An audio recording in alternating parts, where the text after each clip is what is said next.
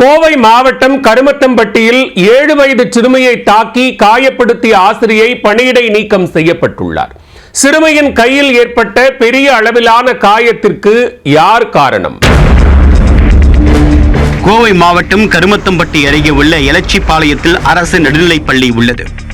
அதே பகுதியை சேர்ந்த ஷாஷினி என்ற சிறுமி அந்த பள்ளியில் 2ஆம் வகுப்பு படித்து வருகிறார். கடந்த 7ஆம் தேதியன்று 7 வயது சிறுமி ஷாஷினியை ஆசிரியை பெரியநாயகி என்பவர் குச்சியால் அடித்ததில் கையில் காயம் ஏற்பட்டுள்ளது.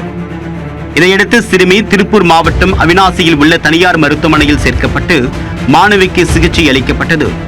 சிகிச்சைக்கான செலவை ஏற்றுக்கொள்வதாக ஆசிரியை பெரியநாயகி தெரிவித்த நிலையில் சிறுமியின் பெற்றோர் இது குறித்து புகார் அளிக்கவில்லை. இந்நிலையில் சிறுமிக்கு கையில் ஏற்பட்ட காயம் ஆறாமல் இருந்ததுடன் வலியும் ஏற்பட்டதால் கடந்த 21ஆம் தேதியன்று கோயமுத்தூர் அரசு மருத்துவக் கல்லூரி மருத்துவமனையில் உள்நோயாளியாக மாணவி அனுமதிக்கப்பட்டார்.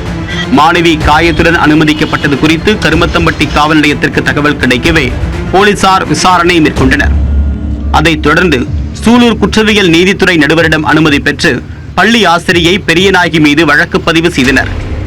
அரசு பள்ளி ஆசிரியை மீது குழந்தை வன்கொடுமை தடுப்பு சட்டம் உள்ளிட்ட பிரிவுகளின் கீழ் வழக்கு பதிவு செய்து விசாரணை நடைபெற்று வருகிறது.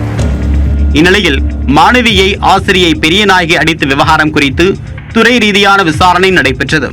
மாவட்ட கல்வி அலுவலர் ரவிச்சந்திரன் இது குறித்து விசாரணை மேற்கொண்ட நிலையில் எலச்சிபாளையம் நடுநிலைப்பள்ளி ஆசிரியை பெரியநாயகியை பணியிடை நீக்கம் செய்து உத்தரவிட்டுள்ளார்.